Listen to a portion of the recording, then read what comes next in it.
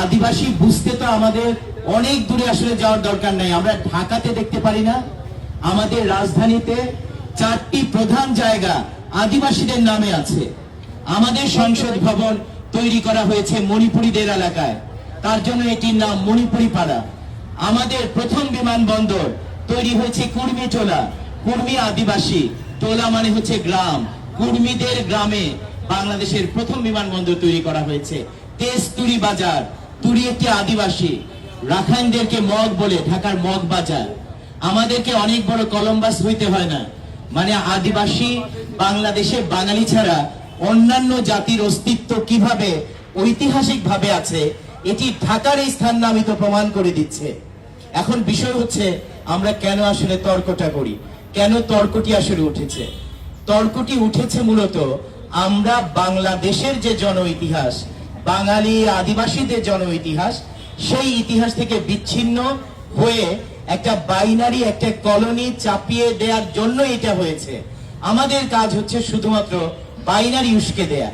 আমরা কখনোই কেউ কোনোদিনও তেভাগা আন্দোলন, এই যে কৃষক বিদ্রোহ, এটি কি শুধু আদিবাসীরা করেছেন? এটি তো বাঙালিরাও করেছেন। টঙ্ক আন্দোলন, হাজংদের সাথে তো বাঙালিরাও ছিলেন। কিন্তু আমরা যেভাবে আমাদের কৃষক আন্দোলনের ইতিহাস জানতে চাই না, আমরা মুক্তিযুদ্ধের ইতিহাস জানতে চাই না, আমরা জুলাই গণ অভ্যুত্থানের কথা আসলে জানতে চাই না। এটা আমাদের একটি প্রবণতা, যে প্রবণতাটা একটা বাইনারি এবং কলোনিকে আসলে উস্কে দেয় এবং সেটা জিইয়ে রাখে।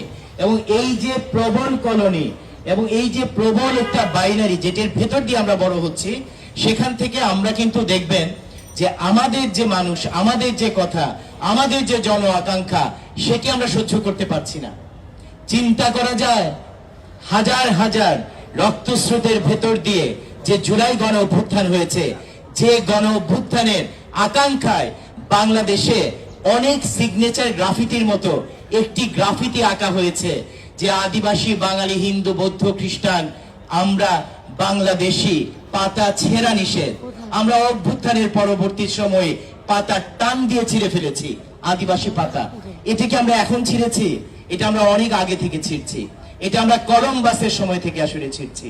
তো এই যে একটা বিষয়, এই বিষয়টা অনেক বেশি ঐতিহাসিক। এখন ঘটনা হচ্ছে আদিবাসী শব্দটুক কত প্রাচীন।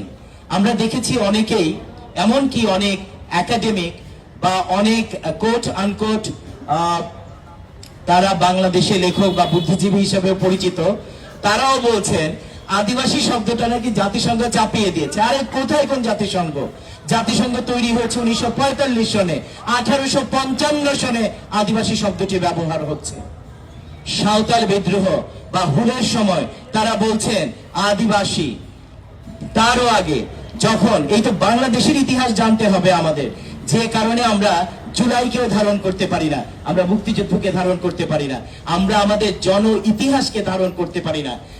যখন হাতিখেদা বিদ্রোহ হচ্ছে নেত্রকোনাতে, সুষম দুর্গাপুরে, তখন তো রাজা অবাধ্য বলেছে রাজা, কিন্তু হাজংরা তো বলছেন হাজং আদিবাসী।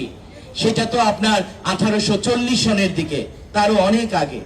এবং এইগুলার না হয় শুধুমাত্র ওরাল ট্রেডিশন আছে, মানুষের কাছে যেতে হবে। আমরা যখন মানুষের কাছে যাই, আমাদের ইতিহাস তো এই কৃষক আন্দোলন সংগ্রামের ইতিহাস, আমাদের ইতিহাস। আমরা বাঙালিদের কাছে যাই, তারা বলছেন আদিবাসী, আমরা আদিবাসীদের কাছে যাই, তারা বলছেন আদিবাসী। আমরা যদি নথিতে দেখি, এখন আপনি এই ওরাল নথি মানে ইয়ে করবেন না, বিশ্বাস করবেন না, তার জন্য আমাদেরকে ডকুমেন্টেড নথি যদি হাজির করতে হয়, তাহলে আপনি দেখেন যখন ঢাকা বিশ্ববিদ্যালয় প্রতিষ্ঠা হচ্ছে 1921, কেন বলছে যে আমরা আমাদের জন ইতিহাসের সাথে হাঁটি না, আমরা দাঁড়াই না? চা বাগানে তো শ্রমিকরা এখন আন্দোলন করছে, কেউ দাঁড়াচ্ছে? কোন রাজনৈতিক প্রক্রিয়া দাঁড়াচ্ছে? আমরা দাঁড়াচ্ছি।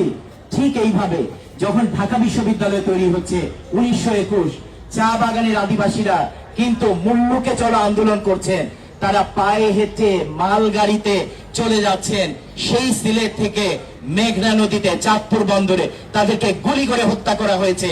ঠিক যখন চা বাগানের শ্রমিকদেরকে গণহত্যা হচ্ছে, ওই সময় ঢাকা বিশ্ববিদ্যালয় প্রতিষ্ঠা হয়। তো এই বিশ্ববিদ্যালয় তো সেই গণহত্যার কথা আসলে বলে না। মানে আমাদের যে ইতিহাস, সেই ইতিহাসে 1921 শুধু ঢাকা বিশ্ববিদ্যালয়ের প্রতিষ্ঠা, চা শ্রমিক গণহত্যা হিসাবে নয়। এটি বলার কারণ হচ্ছে ওই সময়ে যারা এই গণহত্যা যাদের উপরে হয়েছে সেই চা বাগানের সাঁওতাল, মুন্ডা, ওরাও, খারিয়া, ভিল, কোল, এই যে আদিবাসীরা, তাদেরকে স্থানীয় বাঙালিরাও বলছেন আদিবাসী কুলি। কুলি শব্দটি একটি অত্যন্ত হচ্ছে যে আপনার বঞ্চনাকর, অপমানজনক শব্দ, কিন্তু তারা বলছেন যে আদিবাসী কুলিরা মারা যাচ্ছে, আদিবাসী কুলিরা আসলে তাদের বাগান ছেড়ে আসলে চলে যাচ্ছে। এই রকমের যে প্রবণতা, এই প্রবণতার ভেতর দিয়ে আপনারা দেখবেন বাংলাদেশের বেশ কিছু প্রাচীন অঞ্চল আছে। এটিও আমাদের যারা ইতিহাসবিদ, যারা প্রত্নতাত্ত্বিক, তারা আসলে কোট আনকোট আবিষ্কার করেছেন। এই রকম একটি প্রাচীন অঞ্চল হচ্ছে বাংলাদেশের জয়পুরহাটের পাঁচবিবি। জয়পুরহাটের পাঁচবিবিতে যারা গিয়েছেন দেখবেন ওইখানে একটা স্কুল আছে, উচাই জেরকা আদিবাসী বিদ্যালয়। কবে স্থাপিত হয়েছে? 1925। জাতিসংঘের তো জন্ম হয় নাই, তাহলে কেন আসলে বাইনারি উস্কানি দিচ্ছেন? 1925 সনে ওইটাকে আদিবাসীরা এই বিদ্যালয় প্রতিষ্ঠা করেছে, শুধু জেরকা সিং টাকা দিয়ে মানে জমি দিয়েছিলেন, কিন্তু ওই পাঁচবিবির বাঙালিরা, বাঙালি মুসলিমরা, বাঙালি হিন্দুরা, আদিবাসীরা মিলে এই বিদ্যালয়ের নামের মধ্যে আদিবাসী শব্দটি রেখেছে।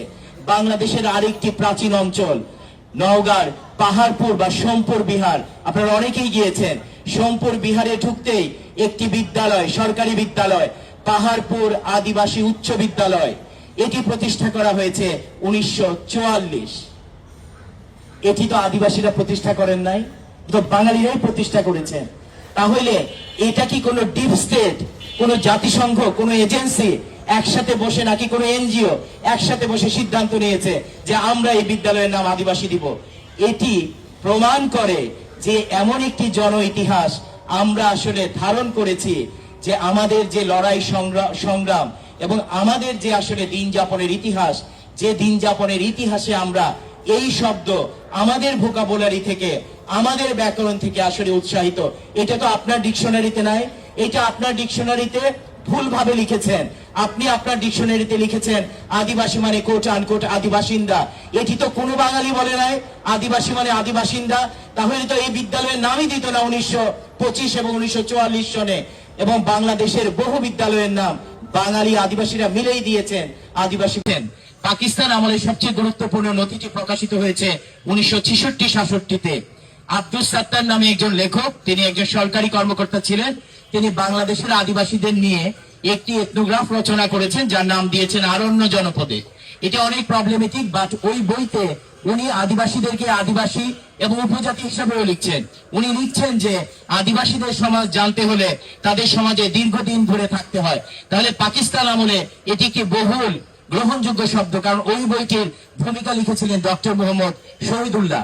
এবং তার পরবর্তী সময়ে যখন বাংলাদেশ মুক্তিযুদ্ধের ভেতর দিয়ে স্বাধীন হচ্ছে এবং আদিবাসীরা বাঙালিদের সাথে এই মুক্তিযুদ্ধে অংশ নিচ্ছেন, এবং তার আগে সকল কৃষক লড়াইয়ে আসলে আদিবাসীরা অংশ নিচ্ছেন, এবং বাংলাদেশে এসে আপনি দেখবেন যে 72 স্কুল প্রতিষ্ঠা হচ্ছে, আদিবাসী শব্দটি আছে। বাংলাদেশে কোন কোন আইন এবং কোন কোন নীতিতে আসলে আদিবাসী শব্দটা আছে? আমরা তো ঢাকা বিশ্ববিদ্যালয়ের কথা বলছি, আমরা একটা শিক্ষা প্রতিষ্ঠানে আছি, তাই না? এই শিক্ষা প্রতিষ্ঠান তো একটা শিক্ষানীতির মাধ্যমে চলে, এই শিক্ষা প্রতিষ্ঠান। তাহলে যে নীতির মাধ্যমে শিক্ষা প্রতিষ্ঠানটি চলে, যে জাতীয় শিক্ষানীতি, সেই শিক্ষানীতি তো আদিবাসী শব্দটি ব্যবহার করেছে। শিক্ষানীতিতে আদিবাসী শব্দটি আছে, বাংলাদেশের স্বাস্থ্যনীতিতে আদিবাসী শব্দটি আছে, পার্বত্য চট্টগ্রাম শাসন বিধিতে হিলম্যান, ইন্ডিজেনাস এই শব্দগুলো আছে। বাংলাদেশের বহু নথিতে আদিবাসী শব্দটি ব্যবহার করা হয়েছে।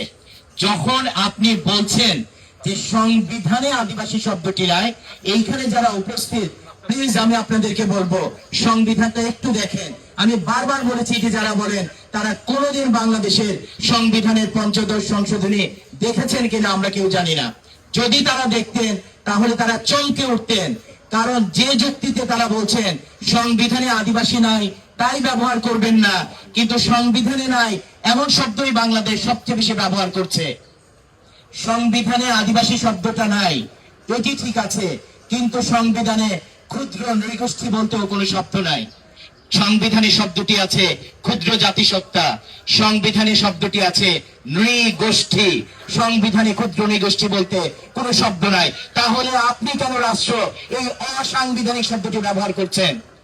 যারা সংবিধানকে সামনে আনছেন তারাই তো রাষ্ট্রকে এই পাল্টা প্রশ্নটি আসলে করছেন, প্রত্যক্ষভাবে না হলেও আপনার এই প্রশ্নটি পরোক্ষভাবে রাষ্ট্রকে এই প্রশ্নটি আসলে করছে। বরং এই নামটি না থাকার পরেও রাষ্ট্রের বহু প্রকল্প, রাষ্ট্রের একটি আইন ক্ষুদ্র নৃগোষ্ঠী সাংস্কৃতিক প্রতিষ্ঠান আইন 2010 এবং রাষ্ট্র এখন এই যে নির্বাচিত সরকার যে জরিপটি করবে তার নাম হচ্ছে ক্ষুদ্র নৃগোষ্ঠী জরিপ 2026। কেন? এটি তো সংবিধানে নাই। এমনকি যে সরকার ক্ষমতায় আছে সংবিধানে তো উপজাতি শব্দটি আছে, কই এই সরকার তার নির্বাচনী ইশতেহারে তো উপজাতি শব্দটা লেখা নাই।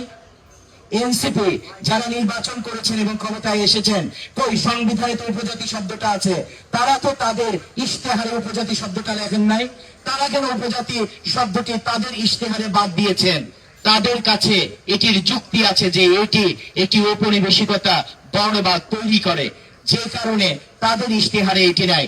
বিএনপি তার ইশতেহারে নৃগোষ্ঠী এবং নৃজাতি এই শব্দ ব্যবহার করেছে। তাহলে তার সরকারের সময় কেন ক্ষুদ্র নৃগোষ্ঠী জরিপ আসলে চলবে? কেন তার সরকারের সময় বাংলাদেশের সাংস্কৃতিক প্রতিষ্ঠানের নামগুলো ক্ষুদ্র নৃগোষ্ঠী সাংস্কৃতিক প্রতিষ্ঠান, একাডেমি বা ইনস্টিটিউট?